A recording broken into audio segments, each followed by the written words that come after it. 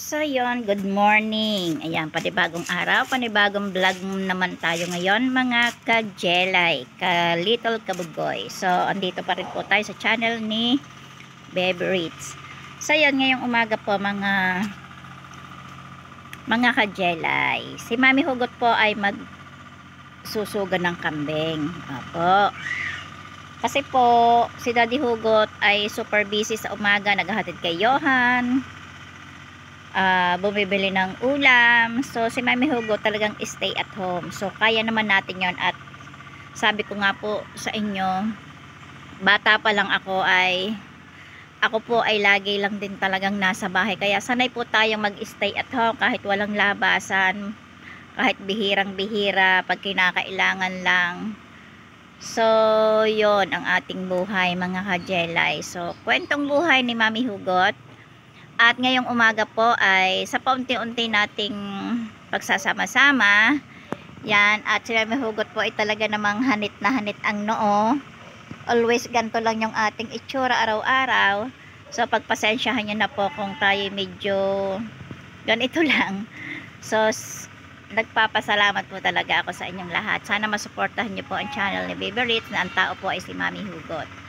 At syempre kasama ko doon si Baby Ritz. So ngayong umaga po ay tayo pupunta na sa ating kambing. At maglalakad na po tayo pababa patungo doon sa kanilang silungan. Opo. Tingnan niyo yung aming kambing at yung dalawang anak ay nandun na. Kasi wala pa silang tali. Kasi nga po ay maliliit pa. Yan. At maitanong nyo nga lang po pala, si Kakilay ngayon ay nandito pa rin sa bahay. Wala pang pasok kasi mahina pa ang kanyang katawan. Ako'y naaawa sa aking anak. At siya po ay may binat at sumabay din po yung trangkaso. So hinang-hina siya. At pray lang po natin talaga sagad na makaraos siya. At walang maging dagdag stress sa kanyang buhay. At ayan, gutom na nga po ang ating kambing kasi nga po ang mga ito po ay masiselan sa basa. Yan, masiselan po sila sa basa. Nasaan na ba ang kambing? Kita nyo ba? Yan. Hi nanay. Ito po ang pinakananay na mga kambing namin. So ayan. At maya abang-abang na lang po ang mga susunod nating video.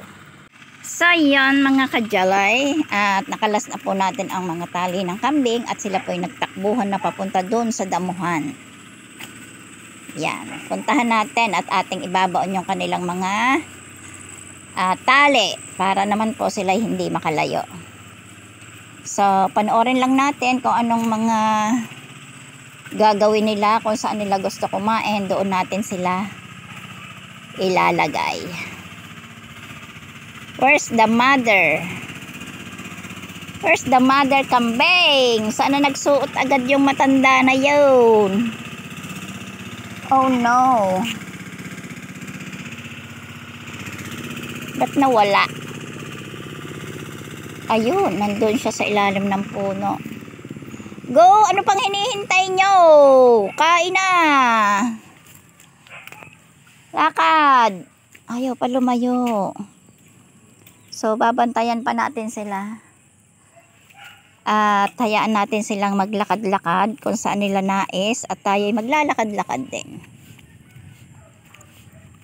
At nang tayo na may masinaga ng araw, mga ka-jelay. So, tulog pa po ang aking anak na si Ella kasi gabi na po siya nakatulog. Maring hindi nga rin po siya nakakatulog ng maayos. Alam nyo naman, ang dahilan, sobrang nasasaktan ako bilang isang ina. Ay grabe. Sa kung anong nakikita natin sa ating anak. Siyempre, hindi naman tayo nagsasawang magdasal Wala naman tayong hihilingin na pangit para sa ating anak. Kung pwede nga lang lahat ng dasal natin sa kanya na lang eh.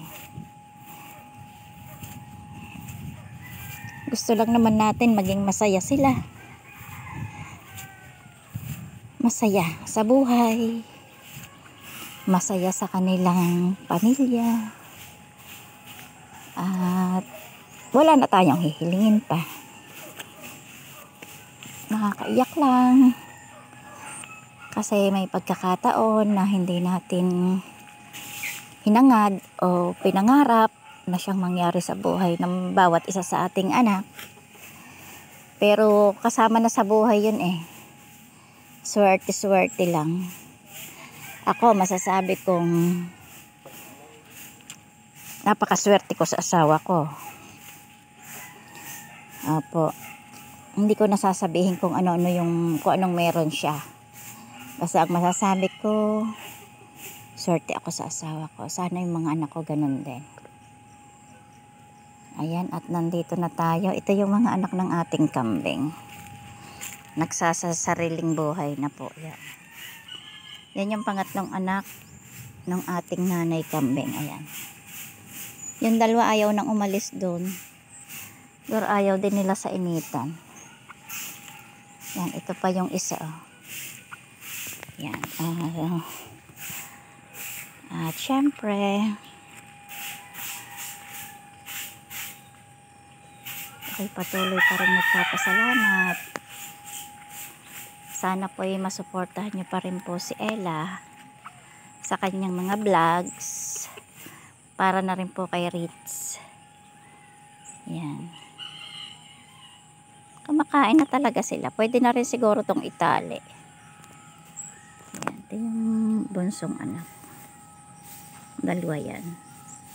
Masarap lang sana kung may sarili kang lugar para tag-araw man o tag-ulan, may maayos na lugar yung mga kambing. Po sa tag-araw kasi halos walang kainin ang mga hayop. Kaya tatarbahuhin mo talaga silang ipanguhan ng pagkain. Po. Tanawin nyo muna yung ating magandang view dito. Yan, napakasarap pagmasdan. Kung may problema ka, nakakatanggal ang stress. Yan, mga kajelay. So ilan-ilan na lang yung hayop dito kasi nung nakaraang buwan nagkanakawa ng dito, mga kambing. Buti na lang yung amin nakatali. Hindi napasama sa mga nakuha.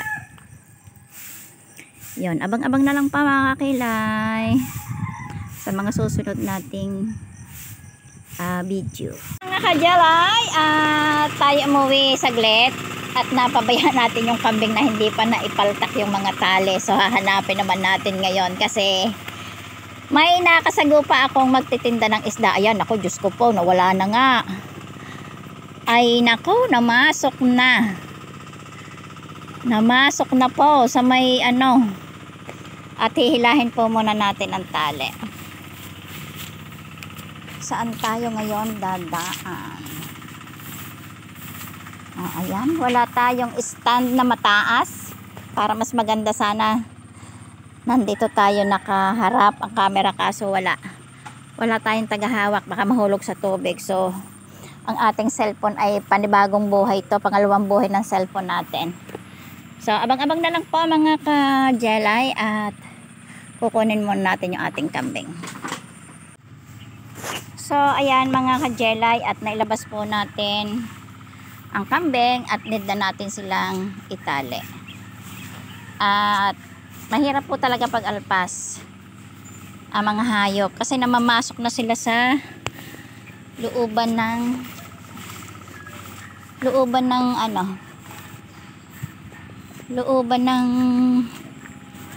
mga bahay.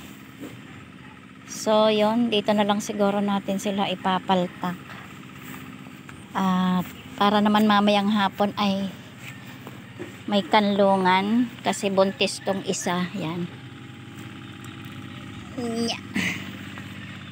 Yan naman ay kakain siguro ng kahit anong damo.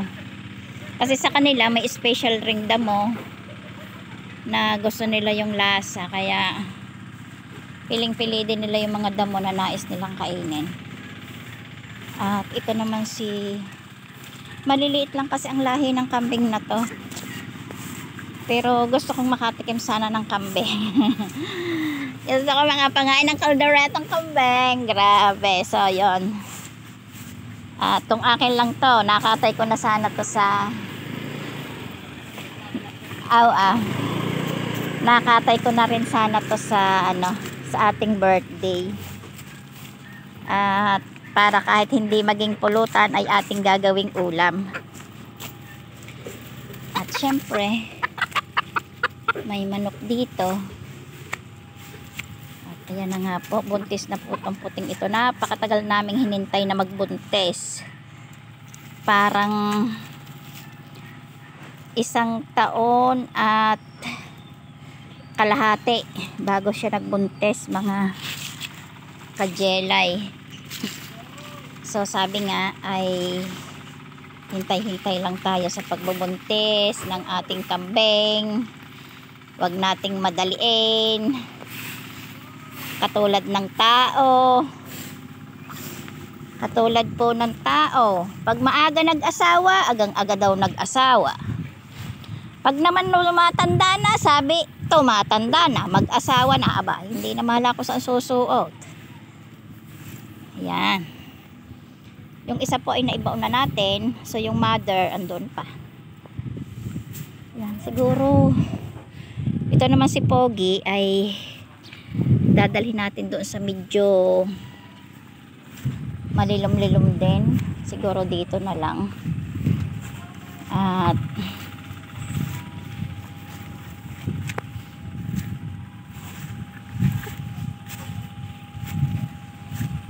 dito kasi may tubig, takot na kasi sila sa tubig, so dito tayo sa madamo.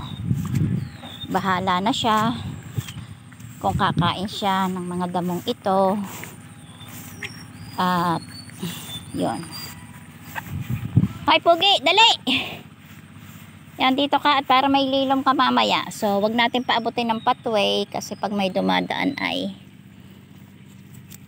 yan, ang saya-saya naman. Bihira lang po si Mami Hugot makapag pastol nito kasi si Daddy Hugot po talaga nag-oobliga dito mag pastol. Yan. So itong puting kambing na to, medyo siguro malaki-laki ang lahi niyan. Hindi pa natin nakikita talaga ang pagkabinata ng mga kambing eh. So ito naman puti natin ay sadyang napakaliit. Nung nabili namin kasi to ng aking anak ay dalaginding pa. Pero ang sabi sa amin buntis na. So ilang buwan na, halos mag-1 taon na hindi naman siya buntis. So yun, ngayon niloob na God na buntis na siya talaga. Yan. At ito naman po si mother, at nandito siya ngayon sa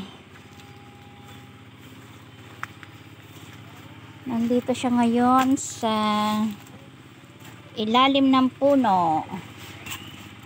At ang kambing po talaga ay wala nang ginawa kundi magpasuot-suot. Kung saan makakalusot, doon lulusot. Ang magaling lumusot ay syempre nakakalusot. Yan, tinan nyo naman, pinahirapan pa ang matanda sa pagtatanggal ng tali. Ay my goodness, Daddy po, wag sana pong nunuin ang matandang nagsusugalaan. Yan. At ayan, wala tayong gloves. Ikaw, Daddy po. So ayan, nagtanggal po tayo ng salabid. Salabid po kasi ang tawag dito sa Batangas, salabid. Yan, salabid. Nagpasabit-sabit. Alisin natin. Yon, konti na lang. Isang ikot na lang ng tali. So yung dalawa okay na doon. So ito na lang si mother na makulit. Alay ko, kahit mother makulit din pag minsan Sabi ko nga kay Johan, si Johan ay 11 years old na. Oh, nag-12 na siya nung June. Ayun, syempre, sabi ko, pag bata, ang kaharap, huwag papatulan. Kasi nga, wala pang bait. So, sabi ko, ikaw nga 12 years old na, pasaway pa din. So, hindi natin masasabi na nasa edad po yung pagiging mabait. Kahit po matanda, pasaway. Yan, may mga gayampong case. Kung ano yung ugali nila nung maliit sila, daladala pa rin nila hanggang pagtanda nila. Yan po yung pagkakulit at pagkawalang pakialam sa mundo. Yan. Siguro, bakit kaya? Napakaliit ng isip. Hindi natin alam. Na yun lang siguro ang humulma sa kanila at humubog nung sila'y maliliit pa. Hanggang nadala na nga sa pagtanda. So, kaya po ako'y natutuwa naman din. Salamat sa Diyos. Yung akin pong mga anak naman ay kahit pa siguro anong pilit natin na maging maayos o maging maganda, pero may nadating talaga sa buhay na hindi natin inaasahan na kailangan nating tanggapin. Yan. Hi Lola, dito ka. Ang kulit-kulit ma. Yan, at naayos na po natin yung tali. Yan, at tayo susuong naman dito sa tubig-tubig.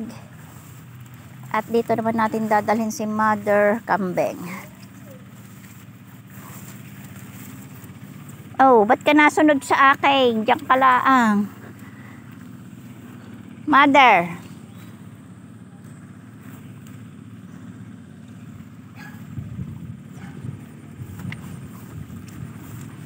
Ay, gitataan ang tubig. So, nandito na yung isa. So, saan natin magandang dalhin si Mother? Mother, dito ka. Ah. Kasi baka magkapulot-pulot-pulot-pulot-pulot-pulot-pulot-pulot-pulot kayo. Dito na lang. Bahala na kayo dyan magkumpulan. Aray ko, thank you Lord God sa araw-araw. At pray lang tayo sa araw-araw sa ating Panginoon. Sana kung ano man yung buhay natin ngayon, kinakaharap, maayos man, o sitwasyong magulo o madilim. Yan, wag po tayong panghihinaan ng kalooban. Laban lang tayo. Nakakaraos din, lilipas din yung panahon na to. Sabi nga, ito yung isa sa pahina ng iyong buhay na balang araw ay ikukwento mo na lang. So ayan po, ayos na po ang aking pwesto ng ating mga kambing at marami pong damo doon sa banda-banda ron. Amin po muna itong lugar na to para sa kambing. Yan, at tayo'y pauwi na at gising na po ang mag-ina at gising na ang aking apo. Yan, go home na po si Mami Hugot, mga kajelay. At